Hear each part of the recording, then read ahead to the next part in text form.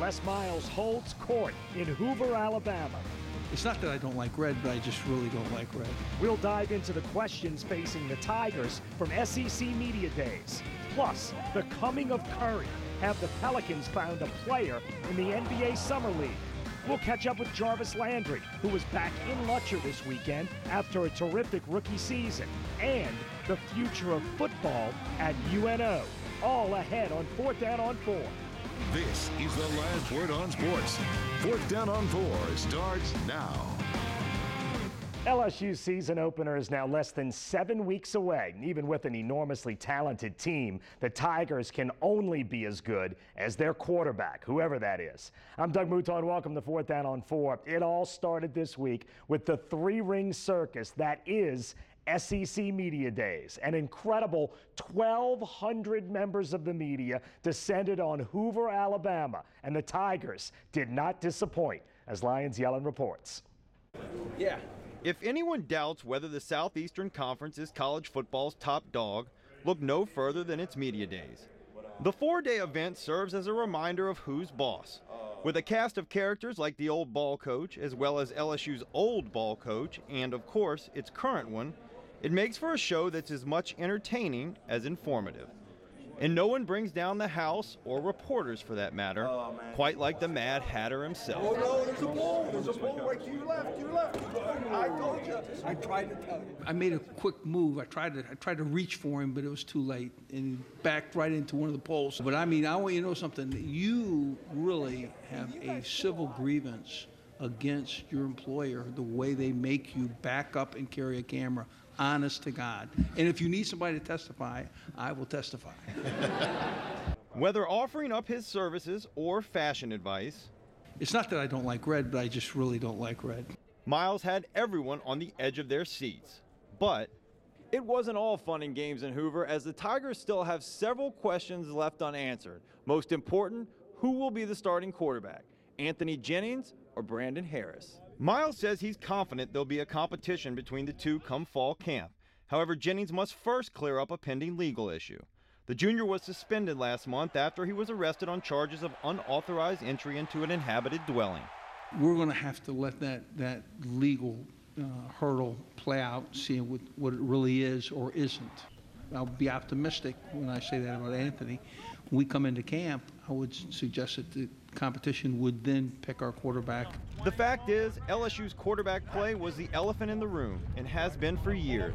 But that's why Miles and offensive coordinator Cam Cameron are focused on putting them in better positions to succeed. Plus, they're both a year older with more experience under their belts. Well, experience is not something that you can just will on a guy, okay? And so the good news is we've had a guy that's started 8 games or so. We have a guy that's been around it now and played through 2 springs and been through a fall, and so our quarterback play will be better, legitimately better. And there's been some things that we've done to kind of script and hone to make their skills and abilities more evident. So I think we'll get really improved quarterback play. As for now, Harris seems to have a leg up, and the support of his teammates, who say he's taken full advantage of the extra reps over the summer. Brandon has been doing a lot of great things these past couple of weeks, working with the receivers and running backs and tight ends. And so there's no doubt how much he's grown. It's just he has to keep growing and keep maturing and keep getting better, because that's the only way we're going to succeed as a team. Jennings on the toss. This is Fournette breaking into the clear. Of course, having Leonard Fournette will go a long way towards that as well. He's a legitimate Heisman Trophy candidate in just his second year. And sure, Kevin Steele is now at the helm of a defense that was one of the conference's most consistently dominant under former coordinator John Chavis. But does anyone really believe there'll be a drop-off there? The X factor? Chemistry. But all indications are this team has it. Plus, a fire that's been missing since the run to the BCS championship game in 2012. I've been at LSU for 4 years now. I'm on my 4th year, and there's something special about this team. Every championship team has something that's different, and this team has a togetherness and a family brotherhood that I haven't seen since I got here. Yes, the pieces for a championship run seem to all be there. All but one, that is. Reporting from Hoover, Lions yelling, 4th down on 4. All right, thanks, Lions. We'll find out about this LSU team quickly. After an opener against McNeese State at home, the Tigers travel to Starkville for a late Saturday night kickoff against Dak Prescott and the Mississippi State Bulldogs. That one is huge. Then the next Saturday at home against Auburn in a game you can see here on Channel 4. Mississippi State and Auburn, 2 of the first 3. Ouch. After LSU was done with their part of media days, Lions Yellen caught up with one of the best who covers the Tigers in Hoover. We're here with Glenn Guilbeau of Gannett, Louisiana. Glenn, you've been covering this event now for, what, 30 years? So I'm sure it's changed quite a bit. What is it like now, I mean, with 1,200 media members here? Well, it used to be kind of a backyard thing, just a couple hundred guys, and but the SEC's become such a national conference with national championships in the SEC network. The last several years, it's just been building, 1,200 this year, and it's stretched to 4 days, and it's become kind of a mess, really. It's too much. It's definitely a circus here, and Les Miles plays into that. Everybody wanted to kind of pepper them with questions about his personality. What did you take away from the Mad Hatter? Well, Coach Miles was he was funny as usual, talking about Leonard Fournette's clothes and so forth, wearing the red pants, which he doesn't like because it's Alabama. But Les was a little subdued this year compared to other years, I think. He's had a couple of subpar seasons, as what LSU people are used to. So, he needs to have another great season to get back to that rock star status. He was questioned about whether his program has taken a dip. Do you think this is a team that, if it gets good quarterback play, can compete for an SEC championship or a national championship? Well, I think LSU could go anywhere from 8-5, which they were last year, to something like 12-1 or 12-2, something like that. And that all rests with the quarterback play, because they got everything else. They got a great offensive line and running back. Leonard Fournette in the offensive line, that might be the best in the country. They got great receivers, and they're very talented on defense. So they got everything. If they can just get the quarterback to play average, they should really be good.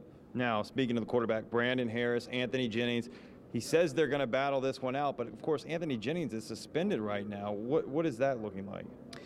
Les kind of hinted today that those suspensions, I think, are going to be over in time, that none of those guys are going to miss much practice. And I think Jennings' main problem continues to be on the field, not off the field. And this is Brandon Harris's chance. It has nothing to do with the suspension to beat him out in August or early in the season, when it's probably really going to be decided. But I don't think the suspension is going to last, and it's not going to have anything to do with it. Quickly, does Leonard Fournette have a realistic chance of winning a Heisman Trophy as a sophomore? I think he does, because the offensive line is so very good and experienced, and they're not going to pass a lot. And so if they win, Fournette's going to have a big year. And if they're close to the Final Four, he could be in that Heisman hunt. He's already on the Doak Walker list. He's already kind of being whispered as a possible Heisman candidate. So I think it could happen. The SEC West was 2-5 in bowl games last year. They're hoping to improve on that. Big things to come out of this conference this year for sure. Reporting from Birmingham, Lions Yellen and Glenn Guilbeau, Eyewitness Sports. Thanks, Lions. Up next, the Pelicans' summer success story. It's a lot of fun to play the system, and it's one of the reasons we're winning. And Seth Curry is turning heads. Could he have earned a place on the roster this summer? Radio analyst John DeShazer stops by to talk about what we've learned in Las Vegas. And later, Leslie Spoon catches up with Lutcher's finest. Jarvis Landry comes home to work with kids. Great stuff ahead on 4th Down on 4. The Pelicans Summer League run is now over. They lost Sunday evening in the Las Vegas Summer League semifinals. Alvin Gentry watched as Kentucky's Devin Booker scored 31 for the Suns Summer League team. Phoenix controlled the game in the second half. They held off a Pelicans rally to win. Seth Curry had 21 in a losing effort. New Orleans finishes 5-1. Curry has emerged as a legitimate possibility to stick this week. To call Seth Curry a surprise would be an exaggeration. He's played his entire basketball life in the spotlight. But in the Las Vegas Summer League, Seth Curry looks ready. He's the leading scorer in the entire Summer League at 25 points a game, doing it in a variety of ways. I work on a lot of different shots, so I'm comfortable shooting all types of shots in the game, and luckily today it was going down for me, but I try to mix it up on offense and not give them one look. Curry credits the new Pelicans offense with his success with the floor spread. He's had plenty of room to create. It's what he did in a brilliant 3-year career at Duke. He averaged 17 points a game as a senior, but Seth Curry went undrafted. That was 2 years ago. Before getting this shot with the Pelicans, he played in the NBA Developmental League and had a few 10-day contracts. But now, Curry looks ready, and the coaching staff has noticed. He's playing the way, he should play, man. The whole team has collectively been playing the right way, sharing the ball, trying to execute on both ends of the floor, and Seth has been doing a great job, man. He's coming out, leading the team, and offensively he's been really efficient, and that's what we've been looking for out of him. Seth Curry certainly looks like a guy who could fit well into Alvin Gentry's new up-tempo system. His older brother certainly did. Steph Curry was the NBA's MVP running Gentry's offense last season. And of course, their dad, Del Curry, played 16 years in the NBA, the most productive 10 years with the Charlotte Hornets. This week has been Seth's NBA coming out party. He's playing well, and the Pelicans are winning. The coaching staff has kept it simple with us, just play with good pace and play hard, share the ball, and play defense. Our defensive stuff has been real simple, and we've been able to apply it every game. So when we're getting hands on balls, getting steals, and getting out and run, it's a lot of fun to play the system, and it's one of the reasons we're winning. Wins are nice in the Summer League, but the real goal for the Pelicans is to maybe find a player or two who can help. The New Orleans roster was largely set before Las Vegas, but there are a few spots up for grabs. And with his play this week, Seth Curry may have already grabbed one. Big brother does it, so can I. Joined by John DeShazer, the terrific radio analyst for the Pelicans. Okay, let's talk about Seth Curry. Has he earned a spot, in your opinion? Well, yeah, the way he's played in Summer League. Now, you don't want to base too much on Summer League, obviously. You don't have the top-level talent there. But for what he's done and what he's been asked to do, how could you not offer the kid a contract? Yeah, he's got the great name, obviously, the brother of Steph Curry, and he's got a little bit of that game in his game, to be honest with you. You can see some of the flashes in the way he plays. Now, he makes shots. He's a shooter, so that you can always find a place for a guy like that in the NBA. He looks like he can play a little bit of point guard, if not a whole lot of point guard. But again, if you get into a little positionless basketball where guys are free-flowing, then he should be able to fit into what you want to do. And obviously, you don't project him to be a starter right now, but he does seem to be a guy who can come off the bench and give you some support. Yeah, maybe in a role like Jimmer Fredette, who doesn't appear to be coming back. He's a guy that maybe as the 10th guy, he certainly looks like he belongs in the NBA at this point. Well, and he's a guy who looks like he's able to create some shots. Now, again, you don't want to take too much from Summer League, but he's a guy who looks like he can create his own shot. He can make his own shot. And more than that, he's been able also to create for his teammates.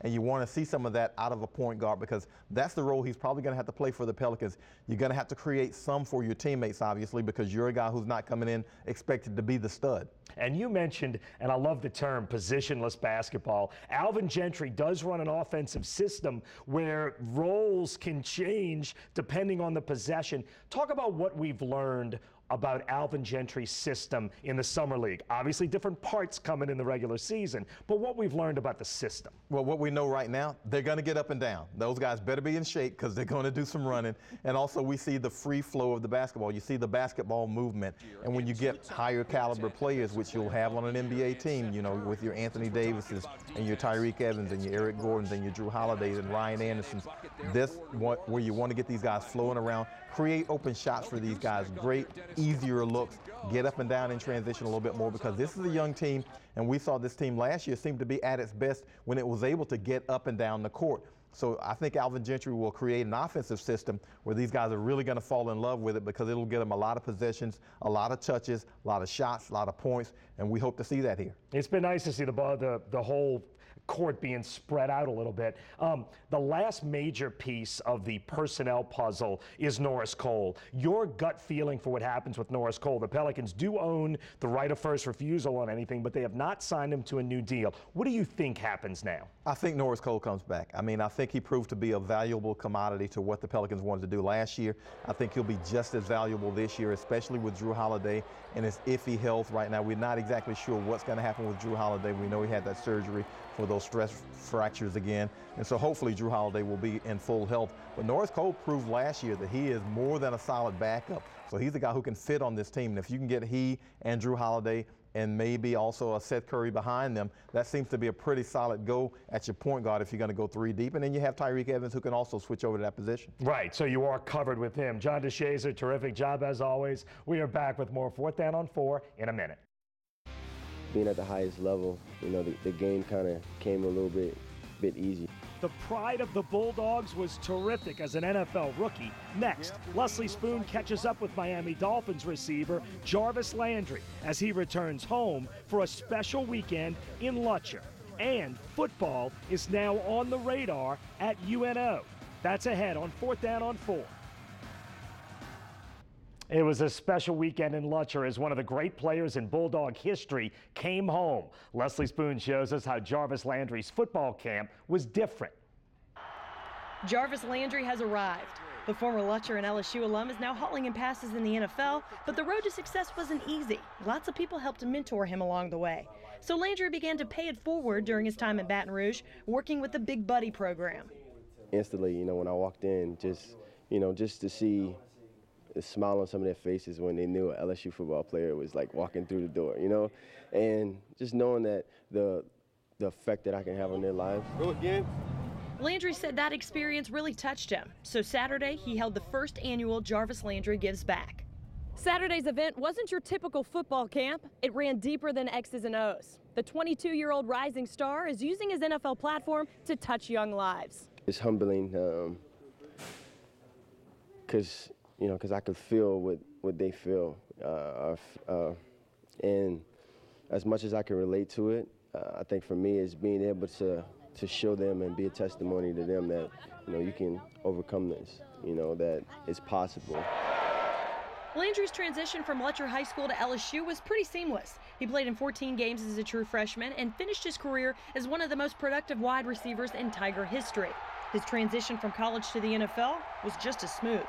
I could say that for me, being at the highest level, you know, the game kind of came a little bit easy. You know, I think credited to, you know, guys here, guys at LSU, and, you know, the coaching staff at the Dolphins that put me in a position to make the plays. You know, you hear people talk about it all the time. You know, the SEC is kind of like the baby NFL. You know, so I can't tell you how much that prepared me for the NFL. It showed. Landry made an immediate impact in Miami with 86 catches for 758 yards and 5 touchdowns. But he wasn't the only former Tiger turning heads as a rookie. Odell Beckham Jr.'s one-handed grabs grabbed headlines. That may be the greatest catch I've ever seen. A great friendship, great brotherhood, you know, and it's just one of those things that for me and him, it's a silent competition. I think people kind of rave about the catches that we make, but, you know, for us, it's kind of just us trying to challenge each other. Beckham's one of many in Landry's inner circle. One of the things he emphasized in his testimony on Saturday was having the right people in your corner. Landry told the kids it can be the difference between success and failure. 2, 3, Dolphins! Leslie Spoon, Fourth Down on 4. Thanks, Leslie. Here's an interesting concept, privateer football. UNO Athletic Director Derek Morrell said this week he does see football in the school's future. For now, UNO is the only school in the UL system that does not have football. The president and I have explored it in depth.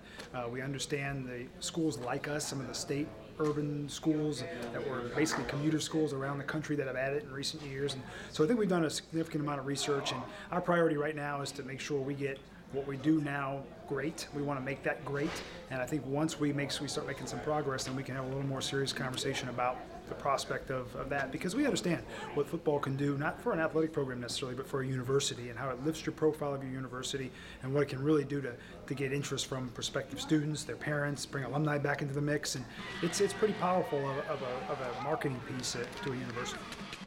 And Derek Morrell says the Southland Conference made it clear they're football first. Eventually, they'd like UNO to field a team. For now, though, Morrell says they have no timetable. Back with more 4th Down on 4 in a minute. We are now 10 days away from Saints training camp. Players report next Wednesday. Football getting close. For Lyons Yellen and Leslie Spoon, I'm Doug Mouton. Thanks for watching. We'll see you next week on 4th Down on 4.